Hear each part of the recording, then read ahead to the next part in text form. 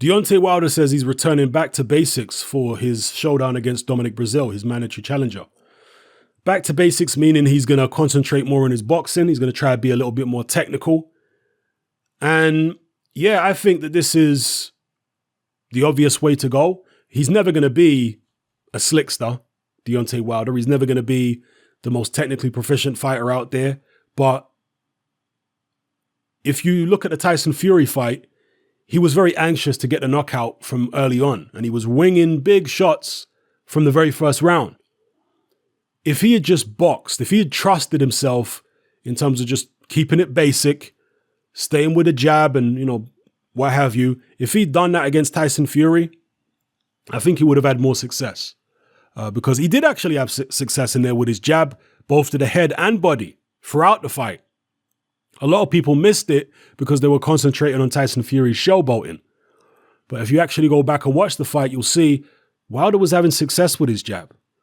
But he was so anxious to land the right hand and get the fight over and done with, he wasted a lot of energy in that fight. And by the 12th round, I saw something which I've never seen before, which was an absolutely exhausted Deontay Wilder.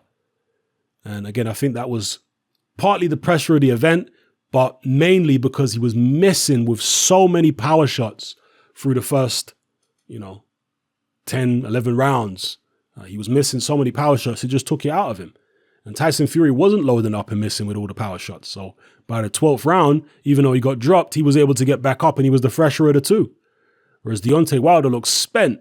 So a lesson has hopefully been learned there, that he needs to just trust his ability, and he's got limited ability to box. But even a guy with limited ability to box, if he keeps it basic, all right, and see, one of the main problems against Tyson Fury is that Deontay Wilder didn't keep it basic. He was trying to do too much. He was trying to throw them home run right hands from early on in the fight.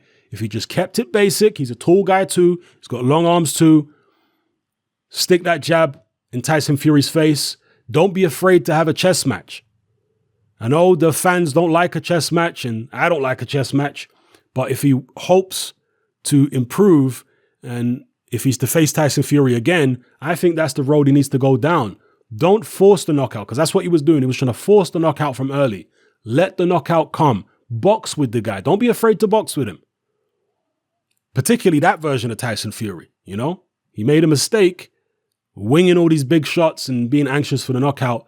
Don't be afraid to box with a guy. Jab upstairs, jab downstairs. The jabs to the body were nice. In the first fight, he just forgot about them midway through the fight.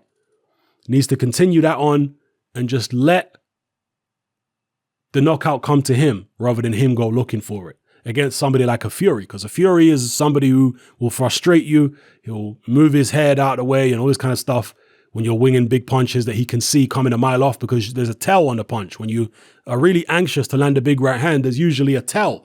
And Tyson Fury could see what Wilder was trying to do, moved his head appropriately, and most of those right hands were missing.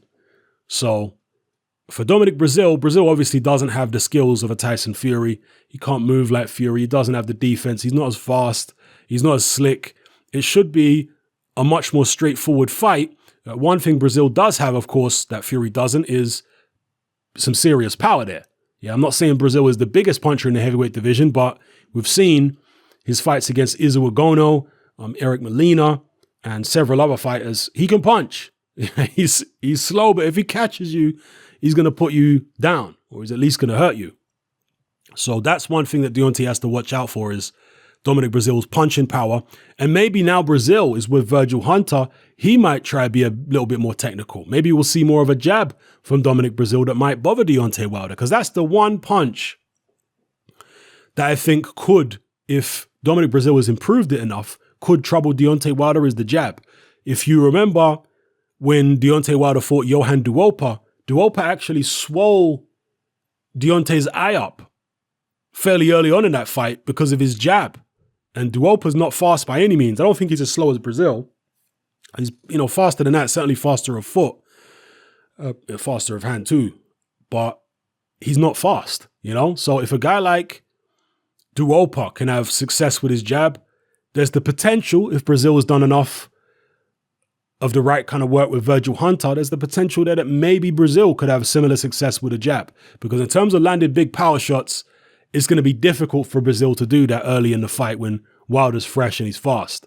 Yeah, maybe he times him or something, but I've never seen Dominic Breazeale really have that kind of timing. You know, Dominic Breazeale is a guy who walks you down, forces you to fight, and basically tries to draw you into a slugfest. That's essentially what Dominic Breazeale does. And he's a very big man with heavy hands. He's tough. He's got a strong will. He's got decent punch resistance. He's been down a few times, of course, but he's always got back up to win other than against Anthony Joshua. So, yeah, we'll see what happens. But I think it's a good move for Deontay Wilder to try and go back to basics, stick to his boxing. You know, don't go looking for the knockout so much. Let the knockout come to you. He says he's going to go and throw some body shots against Dominic Breazeale. Yeah, that might be a good idea because you've already got a very slow-footed guy in front of you. Hit him in the body, slow him down even more. Maybe. I mean, you see, it's all on a case-by-case basis. Against some fighters, you wouldn't want Deontay going to the body because he might get clipped upstairs going to the body. But against the Dominic Breazeale, as slow as he is, have you seen Breazeale take advantage of a fast guy when a guy goes to his body and Breazeale counters over the top with shots? I can't recall off the top of my head ever seeing Dominic Breazeale do anything like that. And he hasn't fought too many guys as fast as Deontay Wilder. So, yeah, I think maybe body shots could work against the Dominic Breazeale. Come back upstairs with the right hand, the jabs, you know, all that kind of thing. And Dominic Breazeale at 6'7", or maybe 6'8", he's very, very tall. I saw them when they were face-to-face and Breazeale appeared to be the taller of the two. It's good target practice, right? Obviously, Breazeale nowhere near as good as a Joshua or a Fury, but similar kind of dimensions. And so when you want a fight where you're trying to prepare or when you're trying to test out moves that you hope to use against a Fury or a Joshua, you want a guy the dimensions of a Dominic Breazeale. So, yeah. Let me know what you guys think in the comment section below. It's happening, I'm out. Join me on Patreon. I upload a minimum of 2 podcasts every single week, covering a wide variety of controversial topics, as well as live stream Q&A sessions. Take a look on screen right now at some of the podcasts I've produced so far. For just $3 a month, the equivalent of about £2 a month, you get access to all my new podcasts and my entire back catalogue of past podcasts, including my popular Confessions of a Nightclub Bouncer series. You can listen on your computer or on your smartphone or tablet by downloading the Patreon app from the Google Play Store or the App Store for free. The Patreon app also allows you to download each podcast in MP3. For less than the price of a cup of coffee, you get access to dozens of hours of exclusive content.